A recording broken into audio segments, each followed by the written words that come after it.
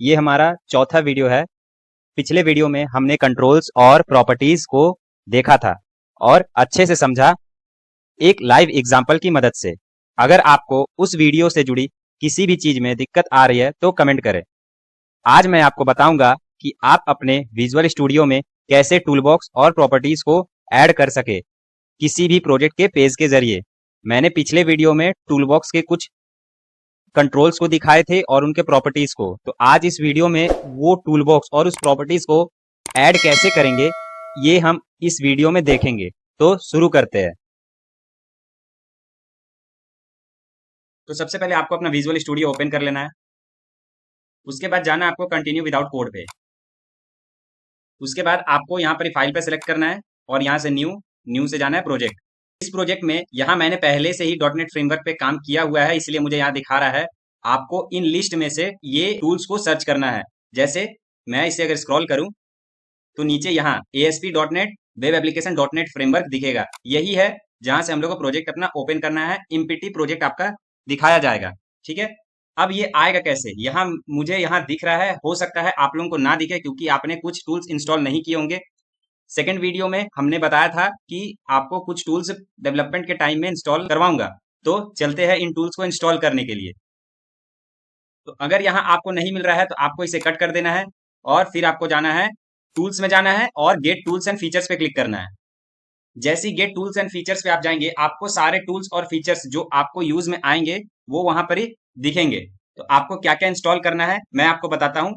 Starting में applications के installations के टाइम में हमने ASP.NET वेब डेवलपमेंट को इंस्टॉल किया था और .NET डेस्कटॉप डेवलपमेंट को इंस्टॉल किया था। इनके कुछ इंडिविजुअल कंपोनेंट्स है जो इंस्टॉल अभी मैं करूंगा आपके सामने। आपको भी उन्हीं कंपोनेंट्स को इंस्टॉल करना है। यहाँ मैंने पहले से इंस्टॉल करके रखा है, आप इसे देख लेना आपको क्या क्या इंस्टॉल करना है। सबसे पहले आपको इंस्टॉल करना है .NET 8.0 run time long term support. ठीक है, ये सब चीजें आप में कुछ कुछ टिक होगी, जो चीजें टिक नहीं है आप उन्हें टिक कर लेना, आप उन्हें इंस्टॉल कर लेना। .NET 9.0 रन टाइम आपको इंस्टॉल करना है। .NET 9.0 web assembly build tools आपको इंस्टॉल करना है। थोड़े नीचे आएंगे .NET फ्रेमवर्क 4.7.2 टारगेट पैक आपको इंस्टॉल करना है। .NET फ्रेमवर्क 4.8 SDK इंस्टॉल करना है। .NEट फ्रेमवर्क 4.8 टारगेटिंग पैक इंस्टॉल करना है। 4.8.1 SDK इंस्टॉल करना है। 4.8.1 टारगेटिंग पैक इंस्टॉल करना है और प्रोजेक्ट और आइटम टेम्पलेट्स को इंस्टॉल करना है। जी हाँ, यही है वो प्रोजेक्ट एंड आइटम टेम्पलेट्स जो मैं वहां सेलेक्ट कर रहा था और आपको दिख रहा था।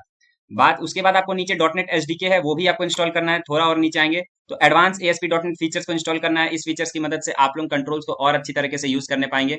ML.NET मॉडल बिल्डर को भी आप लोगों को इंस्टॉल करना है। .NET में आप लोगों को इतना ही इंस्टॉल करना है। मैं यहाँ आपको ASP.NET और VB.NET में बताना चाह रहा हूँ। .NET फ्रेमवर्क पे मेन मैं बताना चाह रहा हूँ, इसलिए मैं .NET फ्रेमवर्क के ही कुछ इंडिविजुअल कंपोनेंट्स इंस्टॉल करवाऊंगा। तो यहाँ आपने देख लिया, जहां ठीक है वो चीजें आप इंस्टॉल कर ले। एक बार मैं स्क्रीन में दिखा देता हूँ, आप देख लीजिए।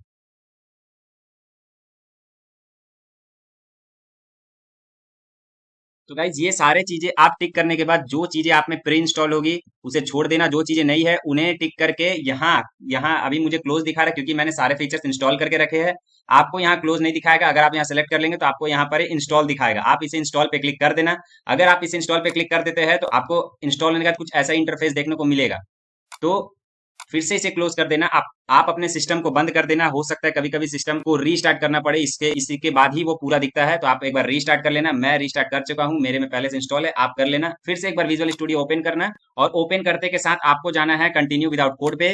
कंटिन्यू विदाउट कोड पे जाने के बाद आपको फाइल सेलेक्ट करना है। फाइल से प्रोजेक्ट में जाने के बाद आपको यहाँ पर ही सिलेक्ट करना है सी हैज, यहाँ सेलेक्ट करना है आपको विंडो और यहाँ सेलेक्ट करना है आपको वेब। मैं अभी आपको ASP.NET जो कि एक्टिव सर्वर पेज होता है, ये वेब पे काम करता है, यानी वेब एप्लीकेशन बनाने में मदद आता है। तो सबसे पहले हम लोग इसी पे काम करेंगे, इसी को समझेंगे। तो थोड़ा स्क्रॉल करेंगे और हमें .NET फ्रेमवर्क में जाना है जिसमें .NEट फ्रेमवर्क मिले। तो ये रहा वो कंपोनेंट। इस कंपोनेंट को मैं बार बार सेलेक्ट कर चुका हूँ। वही चीज यहाँ पर ही रिसेंट प्रोजेक्ट टेम्पलेट्स में दिखते हैं। तो मैं यहाँ से सेलेक्ट कर सकता हूँ या यहाँ से भी सेलेक्ट कर सकता हूँ। तो मैं सेलेक्ट करके नेक्स्ट पे क्लिक करता हूँ। नेक्स्ट पे क्लिक करने के बाद आप यहाँ अपने प्रोजेक्ट का नाम देंगे। जैसे अगर मैं प्रोजेक्ट बनाना चाह रहा हूँ, नॉर्मल मैं टेस्ट करना चाह रहा हूँ प्रोजेक्ट का, तो मैं टेस्ट नाम से प्रोजेक्ट का नाम दिया। और ये सॉल्यूशन नेम आप टेस्ट सॉल्यूशन कर सकते हैं। ये आपको बताएगा कि ये सॉल्यूशन पार्ट है जहां पर आप एक्चुअल में बैकग्राउंड कोडिंग करेंगे। तो मैं यहाँ सॉल्यूशन रख रहा हूँ, आप चाहो तो रखो या ना रखो, पर मैं रिकमेंड करूंगा कि आप यहाँ सॉल्यूशन ही डालें। ठीक है, अब यहाँ करते हैं क्रिएट करने के बाद यहाँ पर आपको 5 ऑप्शंस देखने को मिलेंगे। वेब एपीआई है, सिंगल पेज एप्लीकेशन है, वेब फॉर्म है या एमपीटी है। आपको हमेशा एमपीटी सेलेक्ट करना है। आपको अभी इन सब चीजें में नहीं जाना है, ये सब चीजें एडवांस है।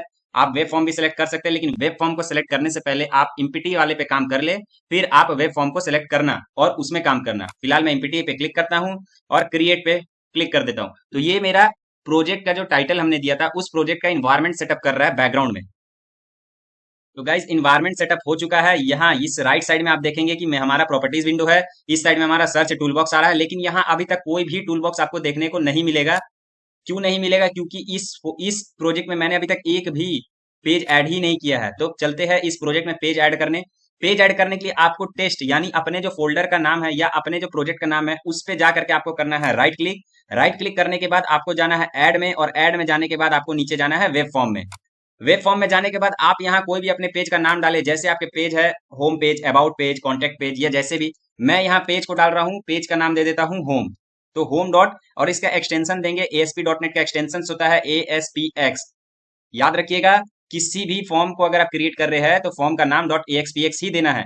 ये देके आप ओके बटन पे क्लिक करिएगा। जैसे ही आप पेज क्रिएट किए, यहाँ पेज क्रिएट होते ही साथ आप देखेंगे लेफ्ट साइड में, आप देखेंगे पूरा का पूरा टूल बॉक्स आपके सामने ओपन हो जाएगा। यही टूल बॉक्स वो कंट्रोल है जिनके बारे में मैंने सेकंड वीडियो में ASP.NET के कंट्रोल्स को बाइक के पार्ट से कंपेयर किया था। तो यही कंट्रोल्स है जो हमें एक वेब एप्लीकेशंस को बनाने में मदद करते हैं, वेबसाइट्स को बनाने में मदद करते हैं। तो यहाँ से अगर मैं इस डिव के अंदर में यहाँ से कोई भी बटन लेना चाहूँ, बटन ले सकता हूँ। अगर मैंने यहाँ बटन ले लिया, अब इस बटन की प्रॉपर्टीज की बात करें। जैसे ही मैंने यहाँ बटन को सिलेक्ट किया, देखेंगे आप यहाँ बटन की प्रॉपर्टी सेलेक्ट हो जाएगी। ये सब मैंने आपको तीसरे वीडियो में भी बताया था, और इस वीडियो में मैं आपको बताया हूँ कि आप टूल बॉक्स और प्रॉपर्टीज को कहाँ से लाए।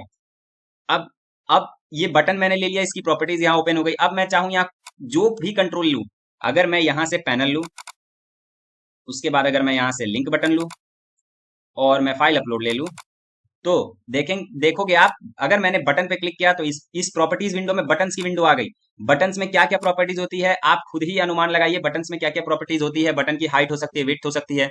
ध्यान देने वाली बात है, अगर आप वेबसाइट्स देख रहे हैं, सीख रहे हैं, तो आपको इतना पता जरूर होना चाहिए कि वेबसाइट्स में बटन में क्या क्या प्रॉपर्टीज हो सकती है। जैसे size, font, height, colour, border, किस टाइप से बिहेव करेगा, ये सारे चीज उनकी प्रॉपर्टीज ही होती है। यहाँ प्रॉपर्टीज मींस एट्रीब्यूट। HTML में जो एट्रीब्यूट्स है यही है वो एट्रीब्यूट्स, ये सारे एट्रीब्यूट्स ही तो है। लेकिन ASP.NET में हम इन्हें प्रॉपर्टीज कहते हैं। जैसे इस बटन पे अगर मैं डिजाइन में जाऊं और इस बटन पे क्लिक करूं, इस बटन पे अगर क्लिक करूं, मैं चाहता हूं इस बटन का बॉर्डर कुछ अलग दिखे, तो यहाँ बॉर्डर स्टाइल पे जाके हमने सेलेक्ट कर दिया डबल। तो देखोगे गाइज ये बॉर्डर डबल में सेलेक्ट हो गया है, ये बॉर्डर डबल हो गया है। तो देखोगे गाइज ये बटन डबल में सेलेक्ट हो चुका है।